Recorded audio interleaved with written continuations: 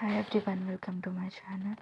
And ఈరోజు recipe కాకరకాయ వెల్లుల్లి కారం. కాకరకాయ వెల్లుల్లి కారానికి కావాల్సిన వెల్లుల్లిపాయలు అండ్ కాకరకాయలు బాగా కడిగి పక్కన పెట్టుకోవాలి. కాకరకాయలు ఆ తర్వాత ఒక పాన్ పెట్టుకొని స్టవ్ ఆన్ చేసి దాంట్లో నూనె, ఆవాలు, ఇంకా జీలకర్ర అండ్ కాకరకాయకి ఎండుమిర్చి అయితేనే బాగుంటాయి. సో మీ టేస్ట్కి తగినట్టుగా ఎండుమిరపకాయలు వేసుకొని బాగా ఫ్రై చేసుకోవాలి.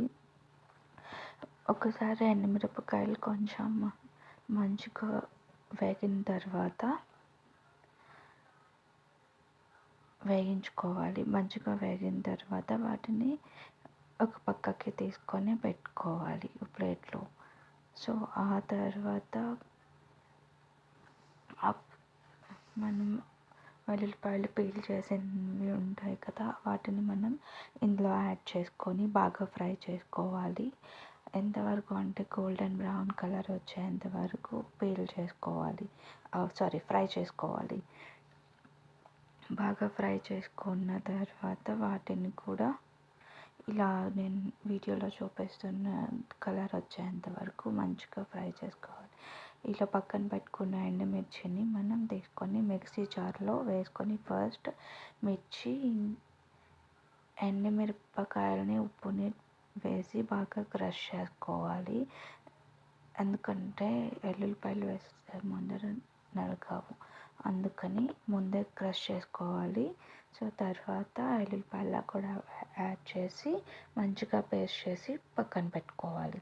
తర్వాత కాకరకాయలని ఇలా నేను మధ్యలో కాకరకాయలను 2-3 పీసెస్ కట్ చేసి ఇలా చూపించిన విధంగా ఒక సైడ్కి నాట్ పెట్టుకోవాలి. ఎలా అయితే చూపించానో అలా పెట్టిన తర్వాత ఇలా పెట్టుకోవడం వల్ల ఏంటంటే బాయిల్ అయినప్పుడు దానిలో ఉన్న సీడ్స్ బయటకు వచ్చేస్తాయి. ఇంకొక బౌల్ తీసుకొని దాంట్లో వాటర్ వేసి కొంచెం చింతపండు వేసుకోవాలి. ఇంకా కొంచెం సాల్ట్ అండ్ పసుపు వేసి బాగా బాయిల్ అవ్వాలి. వాటర్ బాయిల్ చేసుకోవాలి. ఇలా బాయిల్ చేసిన తర్వాత దాంట్లోకి ఈ కాకరకాయలు ఉన్నాయి కదా, వాటిని కట్ చేసిన కాకరకాయలని యాడ్ చేసుకొని బాగా మరిగించాలి.